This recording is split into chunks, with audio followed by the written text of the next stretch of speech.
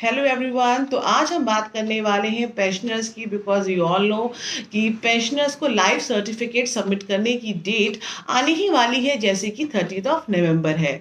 तो उसके लिए आइए जानते हैं। हम लोग जाते हैं कभी बैंक या कभी हम लोग को जाना पड़ता है government offices, but department of pension and pensioners welfare ने आप लोग को ऑप्शन दिया हुआ कि आप घर बैठे बैठे बना सकते हैं अपना डिजिटल लाइफ सर्टिफिकेट।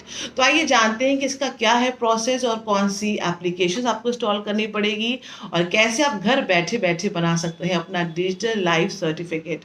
तो आपको सबसे पहले डिजिटल लाइफ सर्टिफिकेट के लिए आपको दो एप्लीकेशन डाउनलोड करनी पड़ेंगी।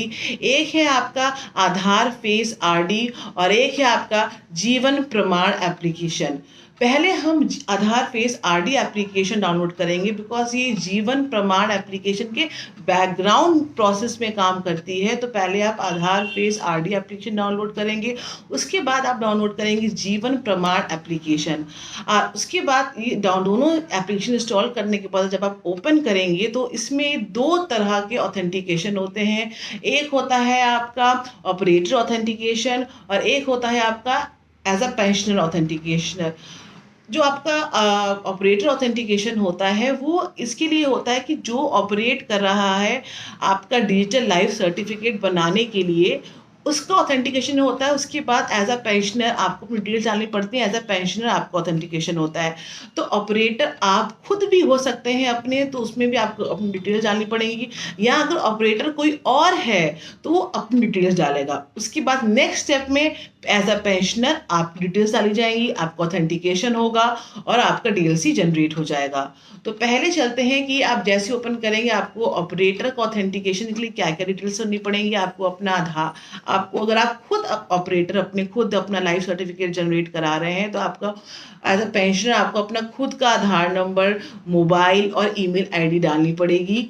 और अगर आप नहीं कर रहे हैं अपना ऑपरेट, कोई और कर रहा है, तो वो अपना डालेगा आधार नंबर, मोबाइल और number and your email ID.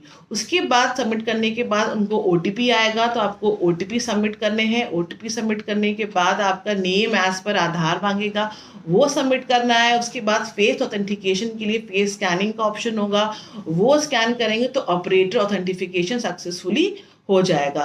Operator authentication फिर से मैं बात एक बार आपको बता दूं कि ये है ऑपरेटर के लिए जो आपके लिए सर्टिफिकेट जनरेट करेंगे, या अगर आप खुद कर रहे हैं तो आपको अपने खुद के लिए भी एज एन ऑपरेटर ऑथेंटिकेशन कराना पड़ेगा।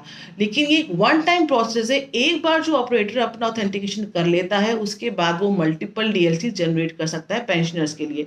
तो ये तो हो गया पहला पार्ट आपका एज अ ऑपरेटर ऑथेंटिकेशन। अब हम बात करेंगे एज अ पेंशन ऑथेंटिकेशन, जो सेकंड पार्ट होता है। उसके लिए भी आपको पहले अपना आधार नंबर, अपना मोबाइल नंबर, अपनी email ID is not mandatory, तो वो आपको मेंशन करना पड़ेगा। उसके बाद उस पर ओटीपी जाएगा। ओटीपी जब सबमिट आप करेंगे तो उसके बाद आपको नेम एज पर आधार जो आपका है वो मेंशन करना पड़ेगा।